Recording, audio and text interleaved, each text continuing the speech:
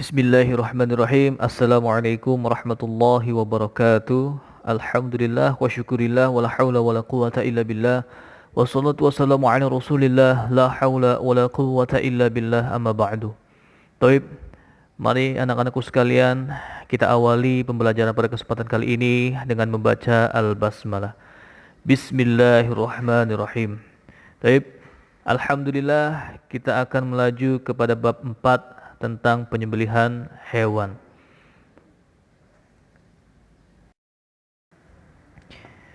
Hewan atau binatang itu ada yang halal dan ada yang haram.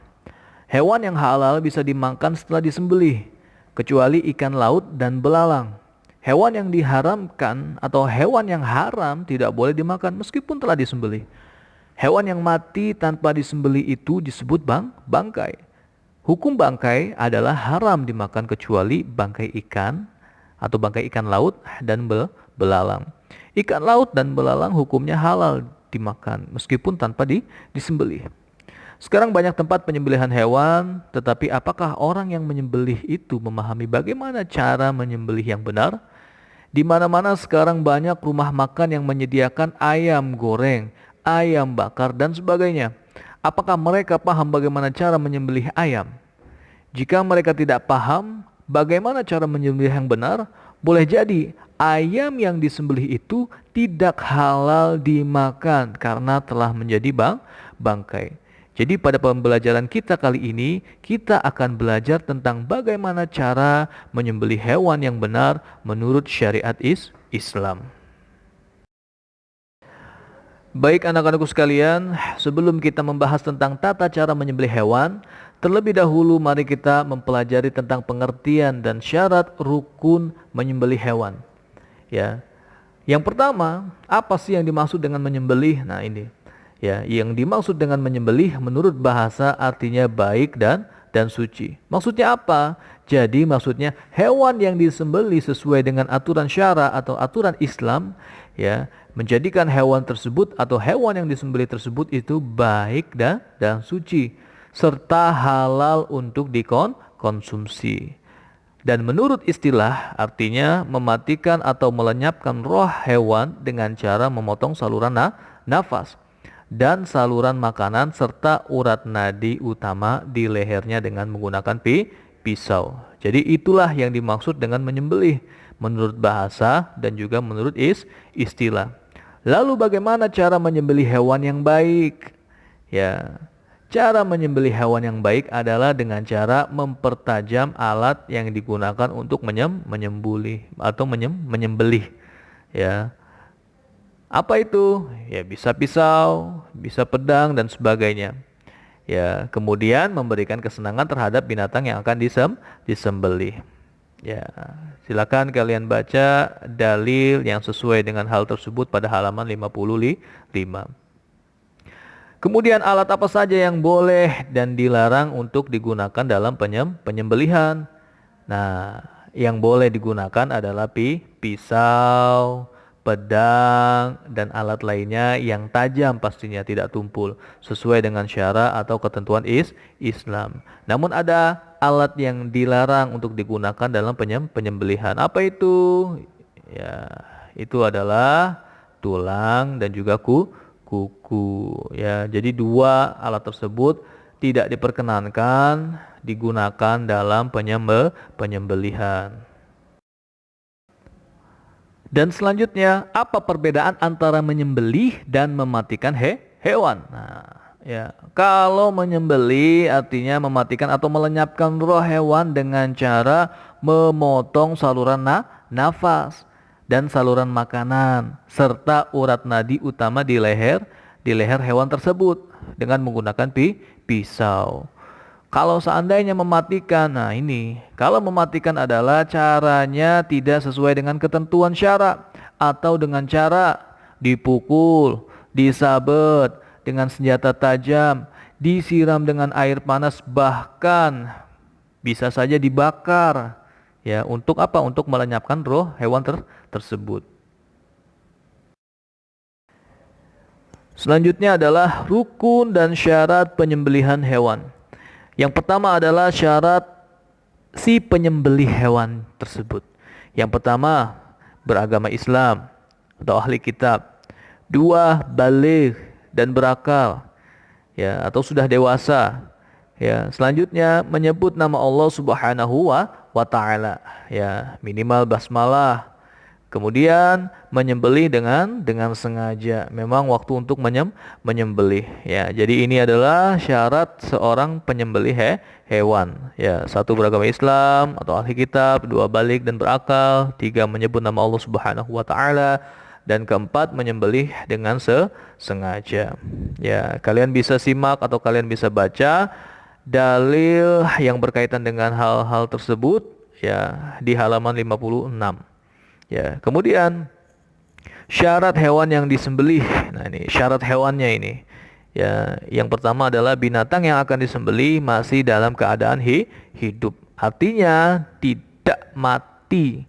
Ya, atau apa? Contohnya misalkan ada hewan atau ada kambing yang tertabrak mobil, kemudian hewan tersebut mati.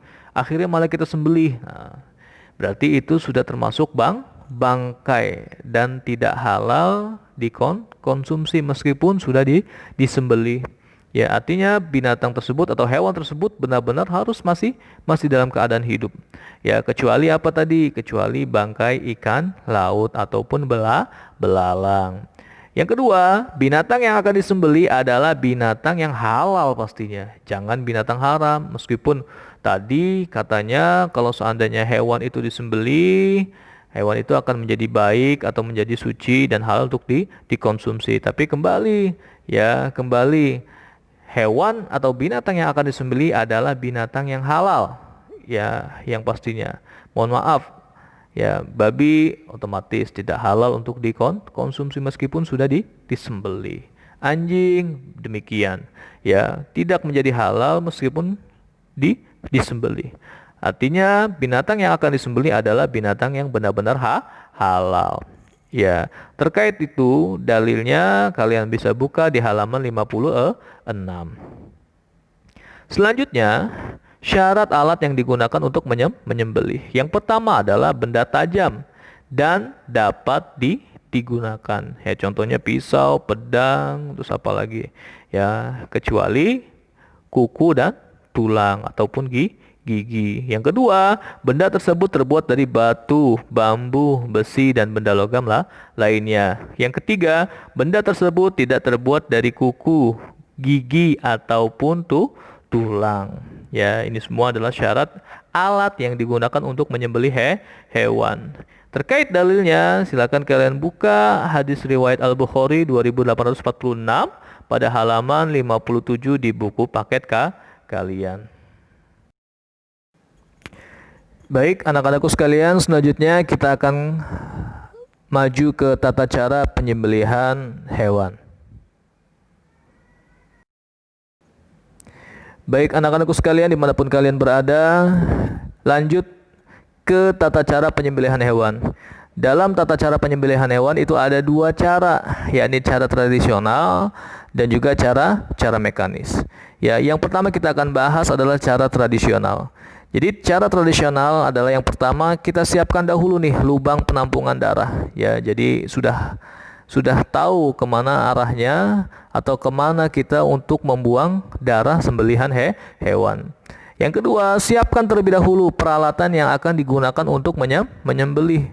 Ya, apa saja, mungkin tali untuk mengikat, pisau untuk menyembelih, asahan agar pisau tersebut selalu tajam, dan yang lain-lain.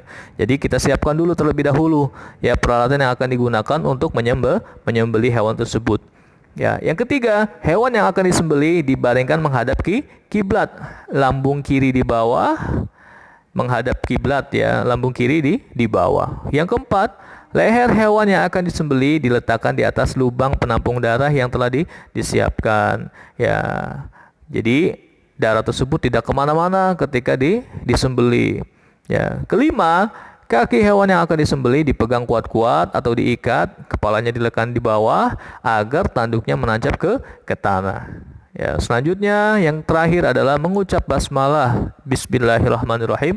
Kemudian alat penyembelih digoreskan pada leher hewan tersebut sehingga memutus jalan makan, minum, nafas, serta urat nadi kanan dan kiri pada leher hewan. Bapak yakin kalian sering melihat penyembelihan hewan apalagi ketika hari raya Idul Adha.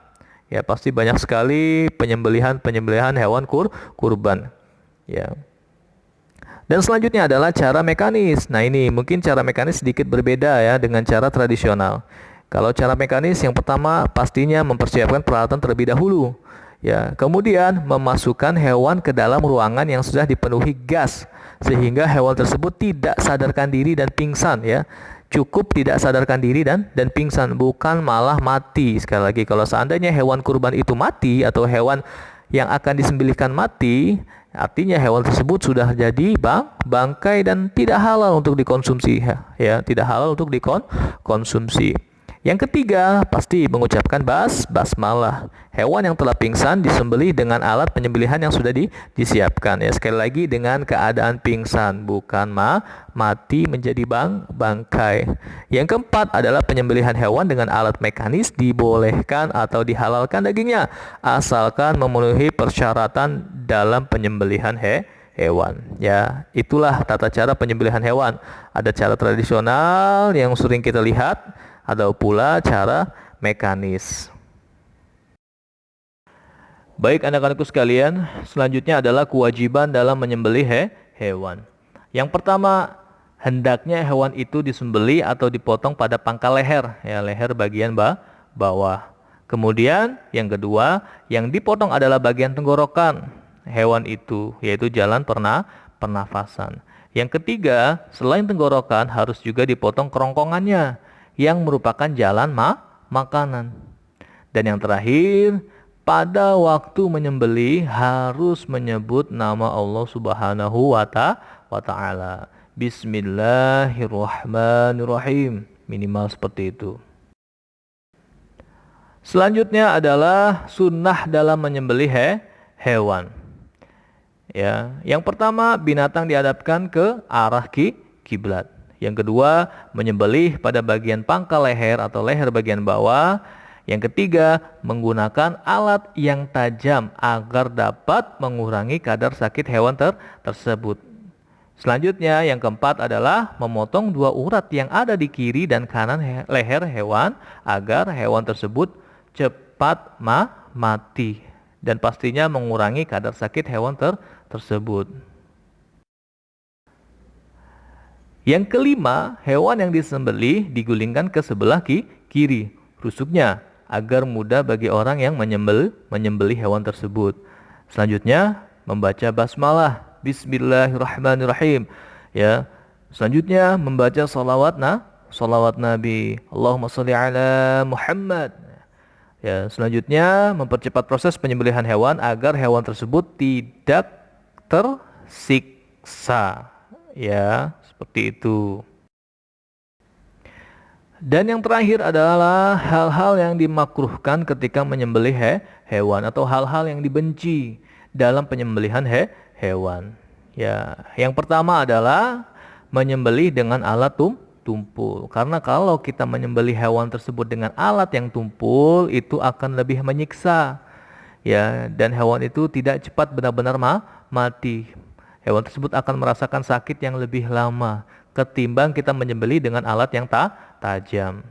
Yang kedua adalah memukul hewan waktu akan menyembelih. Artinya kita menyiksa terlebih dahulu. Ini tidak boleh dan ini dilarang dan ini dibenci.